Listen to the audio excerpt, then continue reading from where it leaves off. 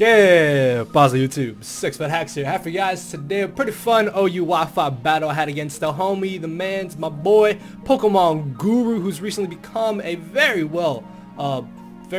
good player in the OU. Yeah, very well player in the OU. That doesn't make any sense. But if you guys do enjoy the video, make sure to hammer on that like button down below and let me know in the comment section below what is your favorite non-OU Pokemon to use in OU, because this team I'm using is kind of like a very weird OU team. Honestly, it's a team with not many things that you typically see in the OU tier, which is mainly why I wanted to try it out.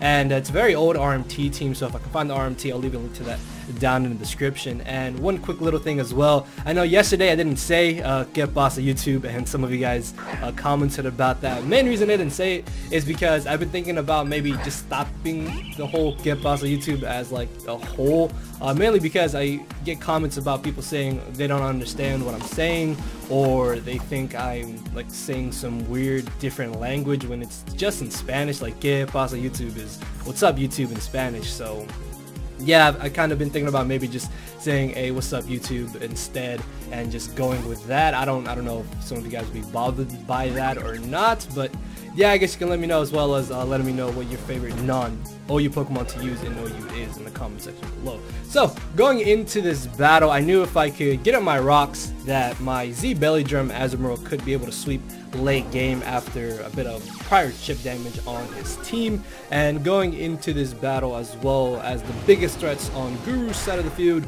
we're going to be the Greninja. Whether it's Protein or Ash Greninja will determine on how I can play around it. And then Mega Pinsir is always terrifying. So I let off with Nihilego. As he let off with Latios, turn 1 he tricks. As I get up rocks, he goes for Defog. As I brought in my Victini, then I U-turn out from the Landers into my Superior here, and I'm gonna go straight for the Leaf Storm in hopes that he would try and get up Stealth Rocks, or maybe just hard switch out, fearing me potentially being able to do a lot of damage with the Leaf Storm. As he U-turns in to the Mega Pinsir here, this isn't entirely too bad because there's a chance that he may expect me to want to switch out here, and he could predict me to switch out, which is why I actually do end up just staying in here in hopes that he would not go for the quick attack and just attack whatever I potentially decided to bring in, whether it be my potential Magearna or my Nihilego.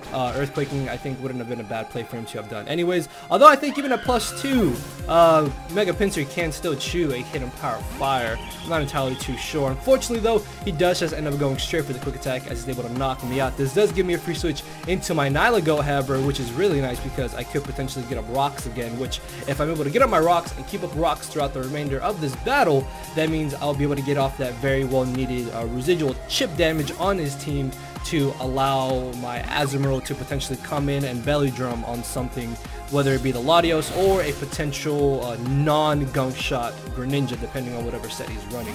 So I'm going to switch into my Victini here as he just ends up going for the Thunderbolt. The fact that he's got Thunderbolt automatically tells me, okay, he doesn't have Volt Switch, which is really nice, which means if he doesn't have Volt Switch, he may be more of an offensive variant of Magearna, whether it be a Shift Gear or Trick Room will determine on how I will be able to play around it as I go for the V-Crate. Unfortunately, Victini is not quite strong enough to knock out the Landers on the switch-in, and this means I unfortunately have to go for another V-Crate as he's actually going to switch out here into his Latios, knowing that I would probably just go for a second V-Crate because there's not really anything I want to switch directly in to the Landers. And I apologize for a little bit of lag there. It's only on the V-Crate. I'm not really sure why. It's never lagged on V-Crate before, but yeah, Victini is just one of those Pokemon in the OU tier where it's not as good in OU as it is in Draft League. Like in Draft League, Victini is an absolute monster, very hard to deal with, and I know this because I have it in P4G, but in OU there's so many things faster than it, and so many things that can just come in and potentially revenge kill it, which does not make it as good as it could be. As I switch into my Magearna here, he ends up going for the trick on my Magearna because Guru actually knows this team. I don't think you would ever in your life trick a Magearna because they can typically carry Z crystals and be Z moves, so that does kind of suck there. As this turn I go for the safe Ice Beam. In hindsight, I should have 100% gone for the Aura Sphere. Like, my gut was telling me to go for the Aura Sphere there, and that really should have been the play that I should have made because I might have been able to 2-hit KO this Magnezone, judging for how much damage that Aura Sphere did. And I think depending on damage rolls, either way though, I am able still to get off a enough damage on the Magnezone to the point where my Azumarill will be able to belly drum hopefully and win the game. Regardless though, I have no reason to not just go for another Aura Sphere here because it's still going to be doing a decent amount of damage to whatever he decides to bring in, as I unfortunately misclicked this turn on Ice Beam. Like, this was a legitimate misclick. I meant to go for the Thunderbolt instead of going for the Ice Beam, and I would have been able to get off a little bit of extra damage on the Magearna, which would have been absolutely amazing because that may ended up helping me later in this match depending on how he played it.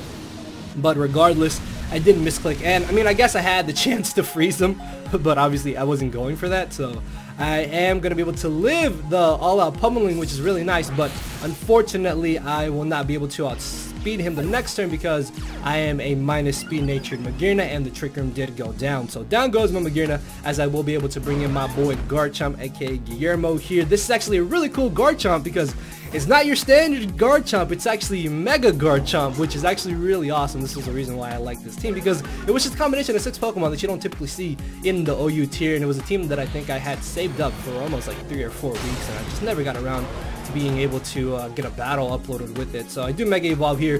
His switch out's very obvious. Like, there's no reason for me to Swords Dance here in my opinion.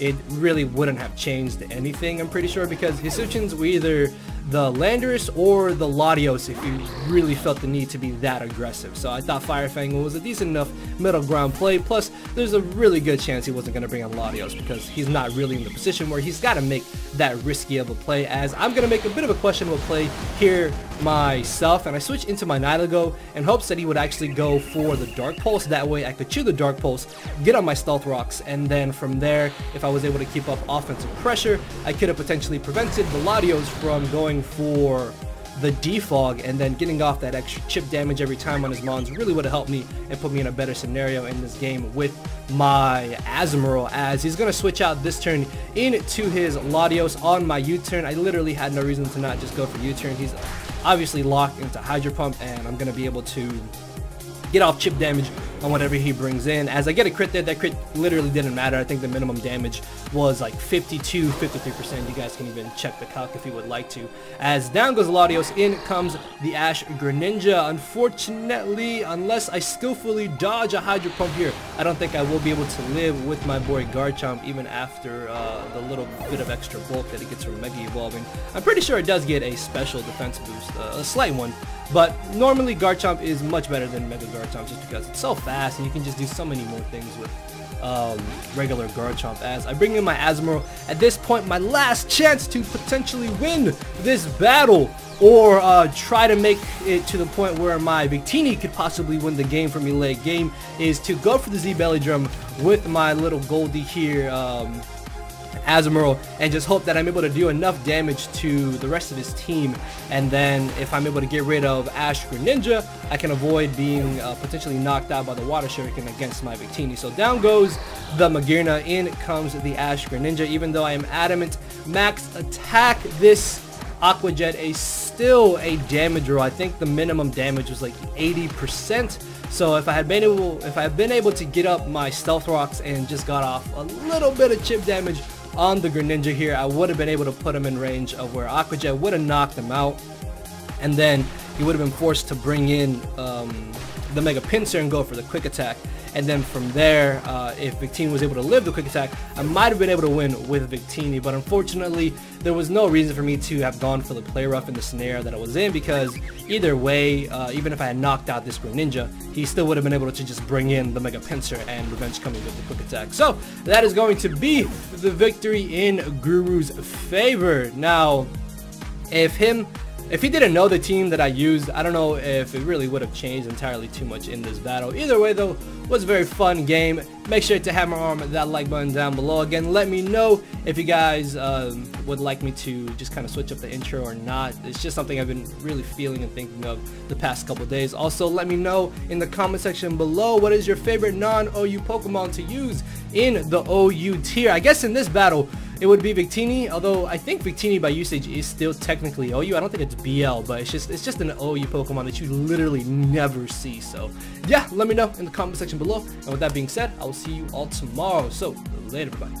because my brain and heart are both tied in a knot, and this hinders me from crying a lot. This causing me to show no emotion, but when I said I cared, I wasn't joking. But I guess it's too late for me to become broken. For now, I'm living with no more pain, tears, or hoping. I'm just coasting. Yeah, I said I'm coasting. No more pain, tears, and hoping. For real.